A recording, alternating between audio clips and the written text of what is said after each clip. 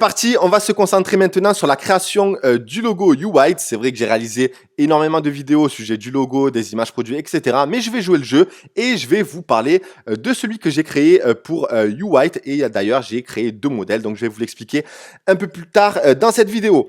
Donc, on va se rendre dans un premier temps dans le dossier zippé YouWhite que tu peux récupérer grâce au code qui se trouve dans la description de cette vidéo.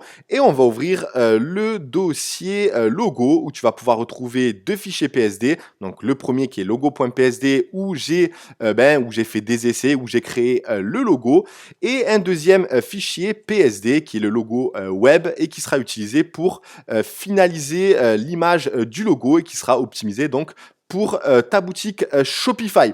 Et bien évidemment, la création du favicon. Donc, je vais vous expliquer tout ça en deux vidéos. Donc, tout d'abord, pour la création du logo et une deuxième vidéo pour l'optimisation du logo pour ta boutique Shopify avec Fastlane. Ces montages PSD, tu peux les ouvrir grâce au logiciel Adobe Photoshop. Si tu ne l'as pas, il te suffit de te rendre sur le lien qui se trouve une nouvelle fois dans la description de cette vidéo. Si tu souhaites te former dans celui-ci, j'ai réalisé une formation Photoshop complètement dédiée au e-commerce. Donc si ça t'intéresse, ça se trouve dans la description. Si tu souhaites utiliser un autre logiciel de design, tu peux tout à fait le faire. Voilà, il suffit de respecter les dimensions que je mentionne dans les vidéos, dans le thème, etc. Mais clairement, je te recommande à 1000% le logiciel Photoshop, surtout que je te communique tous les montages PSD, que ce soit le logo, les images secure, tous les icônes qui vont, que tu vas pouvoir personnaliser de ton côté sur ta boutique, également celle des sections du thème, etc. Et surtout par rapport à toutes les vidéos que je propose sur ma chaîne, je communique régulièrement des montages PSD. Donc, si tu souhaites aussi déléguer la création de ton logo, parce que j'ai beaucoup de questions à ce sujet, ainsi que la création de ta boutique, tu peux venir me voir depuis la messagerie de ma page et selon le planning et les créations de boutique que j'ai avec les clients, il y a moyen de répondre à cette requête. Donc voilà, il faut voir de ce côté. Ceci étant dit, je vais te montrer maintenant comment j'ai réalisé le logo YouWhite. Donc c'est parti, je vais aller dans logo.psd et je vais l'ouvrir.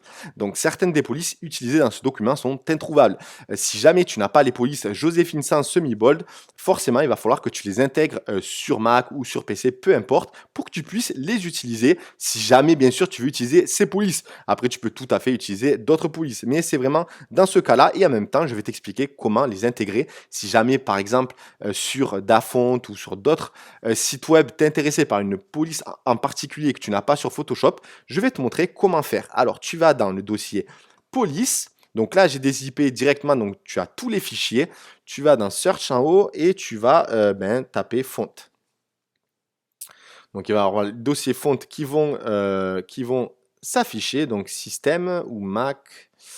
Donc je vais aller ici. Donc voilà, j'ai le dossier font et je vais tout simplement glisser, hop, annuler. Donc je vais carrément fermer. Donc je vais prendre toutes les polices ici, hop, copier, et ensuite je vais les coller. Donc je vais voir si est-ce qu'ils ont réussi à être collés. Donc je vais voir si c'est pas plutôt dans un autre dossier, font système. Donc je crois que c'est celui-ci que j'ai. Donc je vais voir si ça c'est bien. Est-ce que ça s'est intégré? Parce que je sais que j'ai plusieurs dossiers, il y en a certains qui sont bloqués, donc est-ce que... Non, c'est interdit, donc il faut que j'ouvre un autre dossier font qui est celui-ci, excusez-moi. Donc, je vais les glisser ici et ils vont être intégrés. Donc là, j'ai fait l'erreur de glisser, donc tout a été collé, donc je resélectionne tout et je vais copier les polices. Donc désolé pour ce petit contretemps, je me suis trompé de dossier. Voilà, donc je les copie, je les colle, comme ça je les garde. Si jamais je veux les utiliser pour un autre boutique, pour un autre PC, etc. Donc je les laisse de côté. D'ailleurs, je vous recommande de créer de votre côté un dossier pour chaque boutique que vous allez créer avec toutes les sections, logo, pour les sections que vous allez créer, etc. Donc, ceci étant fait, on va retourner dans logo et je vais ouvrir le fichier logo.psd. Normalement, il ne devrait plus y avoir de problème de police. Donc, j'ai créé pour cette boutique démo deux modèles de logo pour vous expliquer un peu comment je fonctionne moi de mon côté. Généralement, c'est vrai que j'intègre le favicon. Ici, j'ai voulu vraiment être que ce soit sobre pour vous montrer un peu qu'on peut créer un thème sobre, classe un peu et sans trop de feux d'artifice. Mais voilà, j'ai décidé donc d'intégrer celui-ci dans le header de la boutique, autrement dit l'entête de la boutique, et dans le footer, j'ai décidé par contre d'intégrer le logo avec le favicon, donc le favicon ou du moins l'icône qui complète le logo et pour que ce soit un peu plus habillé, surtout que c'est beaucoup plus sympa avec ce fond noir. Donc j'aurais pu très bien intégrer directement cette icône dans le logo, dans le header, mais voilà, c'était vraiment la stratégie que j'avais envie de mettre en place ici. Mais voilà, vous avez ces deux modèles et ensuite vous pouvez utiliser celui que vous souhaitez depuis sur votre boutique. Donc, j'ai le fichier PSD. Donc, vous pouvez soit le récupérer, le renommer, donc vous supprimez tout simplement tous les dossiers ici et vous créez votre logo. Donc, j'ai utilisé ce modèle tout simplement. J'ai utilisé un modèle de haute définition. Comme ça, vous pouvez utiliser ensuite le logo sur n'importe quel fichier. Ça devrait aller au niveau de la résolution. Donc, l'original icône, donc ça, cette icône, je l'ai créée depuis tout simplement des éléments que je suis allé récupérer dans des bibliothèques d'images, notamment Shutterstock que j'utilise énormément. Donc, il suffit de télécharger le vecteur. Donc, vous intégrez des mots-clés sur Shutterstock. D'ailleurs, j'ai un lien dans la description de cette vidéo si jamais ça vous intéresse. Vous allez dessus, vous intégrez le mot-clé, par exemple, dentiste ou blanchiment dentaire, etc.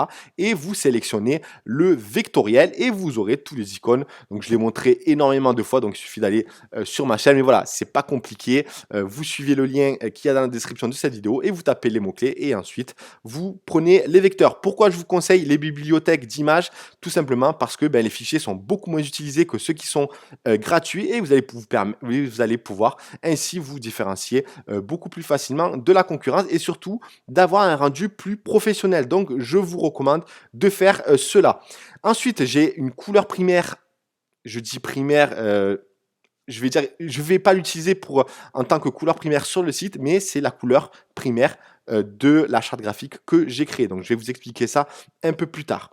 Donc, j'ai deux. Donc, qui est le 2, c'est hop, la couleur que j'ai mis en verte et ici en noir. Donc, voilà. Ça, c'est le fichier logo.psd que vous pouvez récupérer et ensuite créer le logo que vous souhaitez. Aussi, un autre conseil que je vous recommande au-delà des icônes, c'est la lettering. Utilisez la même lettering que celle que vous allez utiliser pour votre boutique. Donc voilà, depuis la section typographie dans Fastlane, vous pouvez choisir les polices que vous souhaitez. Il y en a déjà pas mal. Donc voilà, il suffit de sélectionner celle que vous souhaitez et ensuite, n'hésitez pas à la télécharger et à l'utiliser sur le fichier PSD qu'il y a ici. Donc voilà, donc en ce qui concerne ce document, donc à vous de jouer un peu sur la lettrine que vous souhaitez pour votre logo et ensuite d'aller chercher un icône qui représente un peu la thématique de votre logo.